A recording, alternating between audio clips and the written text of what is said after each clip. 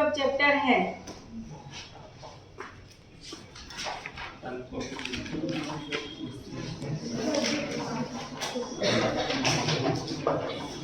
उत्सर्जन, एक्सक्रीशन। क्या होता है उत्सर्जन?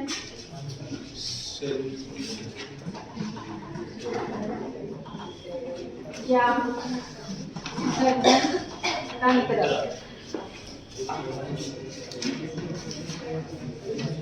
उत्सर्जी अंग, ये 3 चीजें लिखी है। क्या जानकारी है इसके बारे में? क्या बॉडी में उत्सर्जन होना चाहिए कि नहीं होना चाहिए? होना चाहिए। क्यों?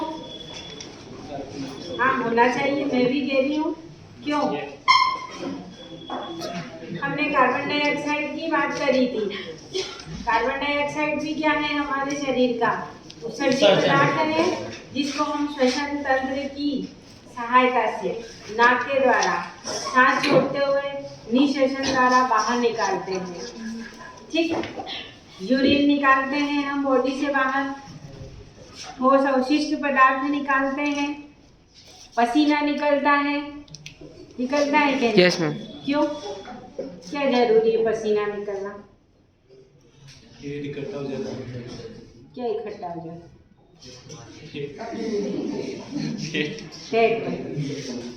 बताओ,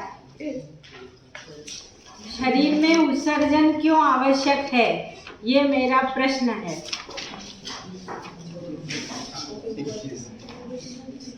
देखो, जितने भी उत्सर्जित हमारे शरीर में विभिन्न प्रकार की उपापचयी क्रियाएं हो रही है, जैविक क्रियाएं हो रही है।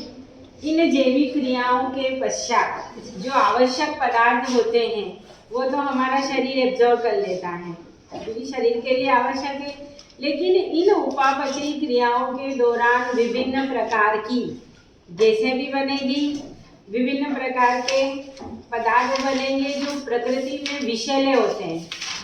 अब सोचो, ये विषैले पदार्थ हमारे शरीर में ही रह जाएंगे तो क्या होगा? हमारे शरीर में नुकसान पहुंचाएंगे, अनियमितता उत्पन्न करेंगे। इसके कारण क्या होगा? व्यक्ति परेशान रहेगा, चिड़चिड़ा हो जाएगा, बेहोशी आएगी, चक्कर आएगा, घबराहट आएगी।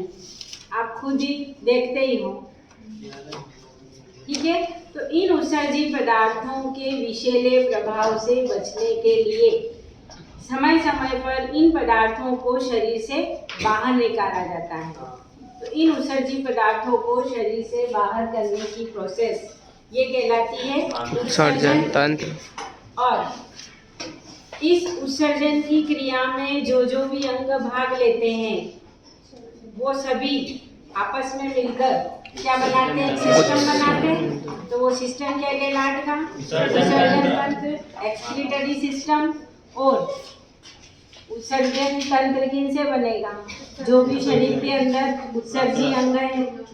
ठीक, अब आप लिस्ट बनवाओ हमारे शरीर में कौन कौन से उत्सर्जी अंग है और उनसे कौन सा उत्सर्जी पदार्थ बाहर निकालते हैं। बहुत सामान्य सा प्रश्न है, और मेरे जैसा एग्जामिनर होगा तो मैं कठिन प्रश्न नहीं पूछूंगी, मैं तो सरल पूछूंगी। जो बच्चे याद करते ही नहीं है कि हैं, इतना सरल आएगा क्या? अब बताओ, मनुष्य के शरीर में पाए जाने वाले उत्सर्जी अंगों के नाम और उत्सर्जी पदार्थ के नाम बोलो, जल्दी बोलो, फटाफट। देखो, सबसे पहला तो उत्सर्जी अंग या उत्सर्जी पदार्थ पसीना किससे बाहर निकालते हैं? त्वचा से। ठीक, फिर दूसरा ठोस अवशिष्ट पदार्थ जो पाचन तंत्र में आपने अभी तो नहीं है, 10th में पढ़ा है। हाँ, ठोस अवशिष्ट पदार्थ जो एनस, आहार नाल का अंतिम भाग मलद्वार, एनस के द्वारा बॉडी से बाहर निकालते हैं हम। हाँ, यूरिन किडनी के द्वारा। ठीक, अब देखो, एक और उत्सर्जी अंग अप्रत्यक्ष रूप से ये होता है यकृत। अब यकृत क्या है? शरीर का सबसे बड़ा अंग है और हमारे शरीर में प्रोटीन के पाचन के बाद क्या बनती है? अमोनिया। अमोनिया। ऑक्सीडेटिव डीकार्बोक्सिलेशन के द्वारा क्या बनती है? अमोनिया।